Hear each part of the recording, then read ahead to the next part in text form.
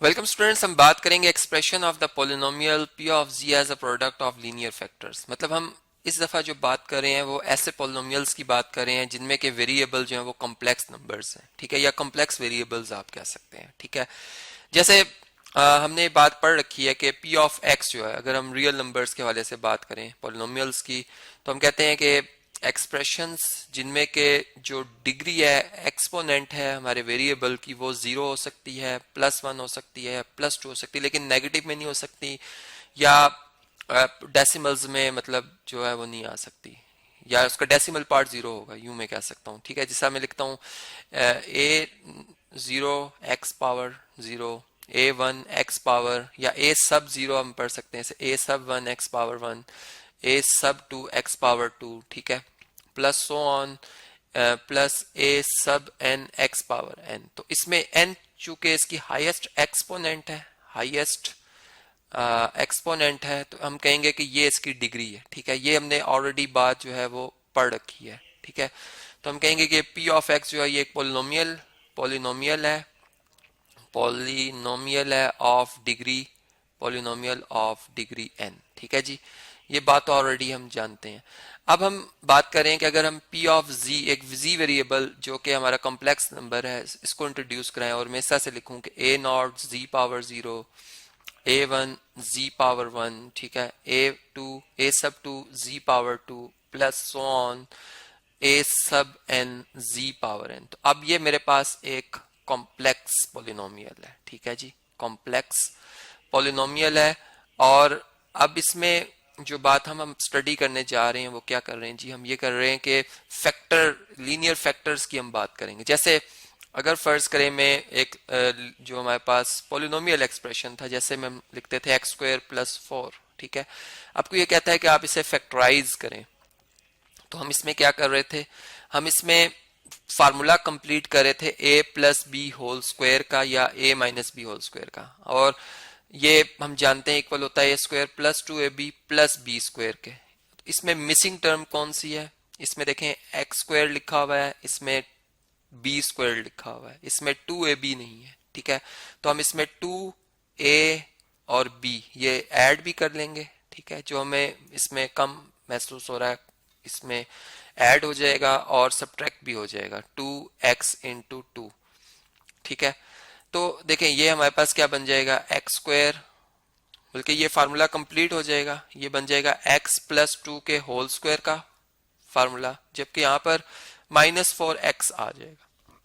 अब देखें ये आगे हम मजीद इसके फैक्टर नहीं बना पा रहे, हम इसे फैक्टराइज नहीं कर पा रहे, क्योंकि रियल नंबर में हम ये बात जानते हैं कि हमारे पास जो अगर अंडर रूट के अंदर -1 लिखा हो तो ये इसका आंसर एग्जिस्ट नहीं करता, ये एक इमेजिनरी नंबर है, आयोटा है, ठीक है। तो अगर फर्ज करें यही क्वेश्चन हमारा होता और अब हम कॉम्प्लेक्स पॉलिनोमियल्स के हवाले से बात कर रहे होते हैं, ठीक है, एक्स हमारा कॉम्प्लेक्स नंबर होता, तो हम इसमें यूं कह सकते हैं कि इसी एक्सप्रेशन को मैं लिख सकता था x² प्लस, बल्कि यूं लिखता मैं x² -4 आयोटा स्क्वायर। चूंकि आयोटा अगर -1 अंडर रूट -1 के इक्वल है, तो आयोटा स्क्वायर किसके इक्वल होगा, -1 के। तो देखें असल में लिखा +4 ही हुआ है, अगर आयोटा स्क्वायर की जगह आप दोबारा से -1 लिखें तो ये x² + 4 ही लिखा हुआ है, ठीक है। लेकिन इससे हमें क्या फायदा हो रहा है, इससे हम ये कर सकते हैं, हम इसके फैक्टर बना सकते हैं, कैसे कि इसे हम लिख सकते हैं x² और इसे हम लिख सकते हैं 2 आयोटा होल स्क्वायर, चूंकि देखें 2 का स्क्वायर 4 और आयोटा स्क्वायर आ जाएगा, ठीक है। और अब हम इसको लिख सकते हैं x -2 आयोटा और x + 2 आयोटा, ठीक है। तो ये फैक्टर हो गए इसके, ठीक है जी। फैक्टर आप ऑलरेडी जानते हैं कि वो डिवाइजर्स होते हैं जो कि गिवन जो नंबर है उसको मुकम्मल डिवाइड करते हैं, रिमाइंडर 0 आता है, ठीक है। मतलब हम फैक्टर थ्योरम से भी, बाय यूजिंग फैक्टर थ्योरम भी फैक्टर फाइंड कर सकते हैं, ठीक है जी।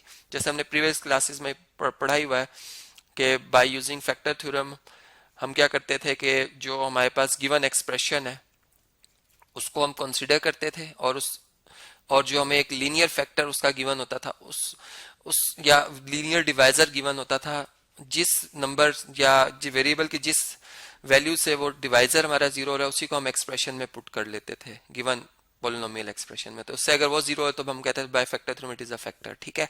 तो देखें फर्ज करें कि हमारा जो एक्सप्रेशन है पी ऑफ जी वो है जी क्यूब, ठीक है, प्लस 5z²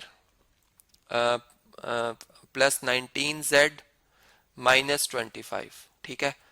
अब जो फैक्टर थ्योरम का जो असूल था आपको याद हो तो उसमें अगर लीडिंग कोफिशिएंट हमारा 1 हो तो हम जो कांस्टेंट है उसके डिवाइजर्स देखते थे, और उन डिवाइजर्स में से एक डिवाइजर्स जो है वो कोई भी डिवाइजर हम पुट करते थे जिसपे हमें ज्यादा डाउट हो कि ये इसका फैक्टर हो सकता है, मतलब जिसे पोलिनोमियल हमारा जीरो हो जाए। तो इसमें हमने देखा कि सिंस जी इक्वल टू 1, ठीक है, z को जब हम 1 पुट करते हैं, since z equal to 1 is a root of given p of z।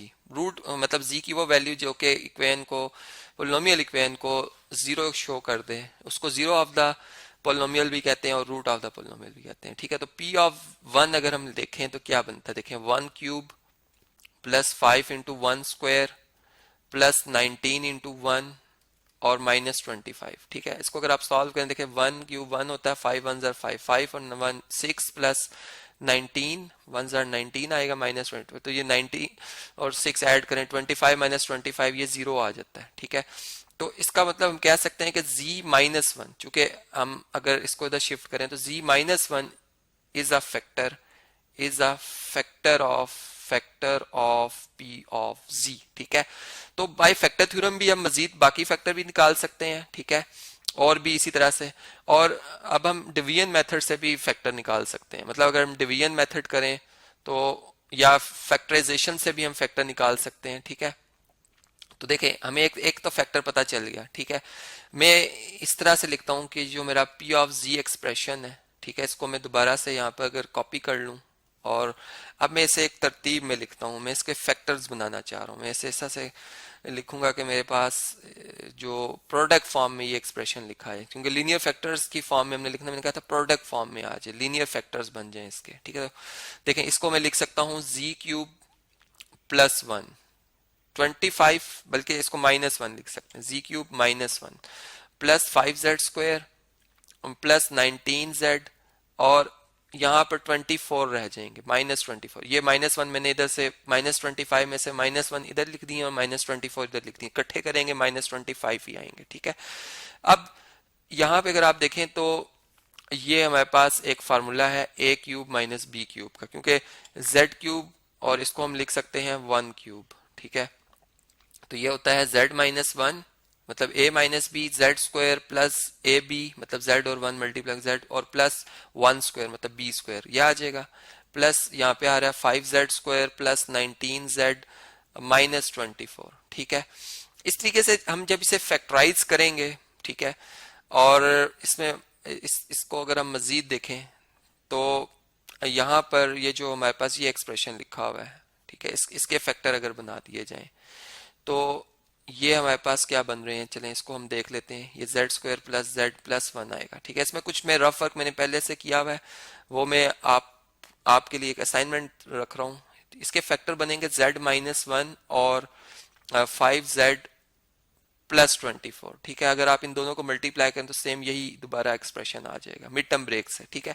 अब आप देखें z माइनस 1 इन दोनों टर्म्स में कॉमन है, आप इसे कॉमन ले लें, z माइनस 1 यहाँ पे आ जाएगा Z square plus Z plus 1, ठीक है, प्लस 5z प्लस 24, जो कि ऐड होकर एक और नया एक्सप्रेशन बना देगा z माइनस 1 इंटू, इसको हम लिख सकते हैं जेड स्क्वायर, ठीक है, प्लस 6z प्लस 25, ठीक है। इसके मैंने फिर फैक्टर बनाए, ठीक है, ये आप ऑलरेडी चूंकि जूनियर क्लासेस में फैक्टराइजेशन करके आए हुए हैं, ठीक है।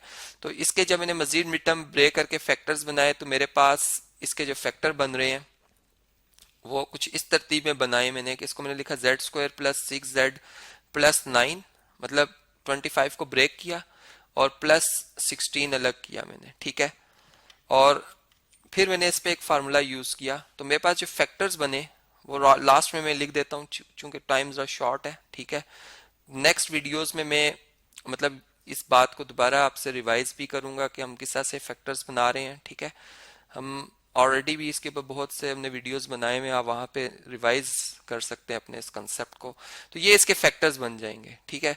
तो ये आपके लिए एक असाइनमेंट भी कि आप इसको फैक्टराइज करें और देखें कि फैक्टर्स किस तरह बन रहे हैं।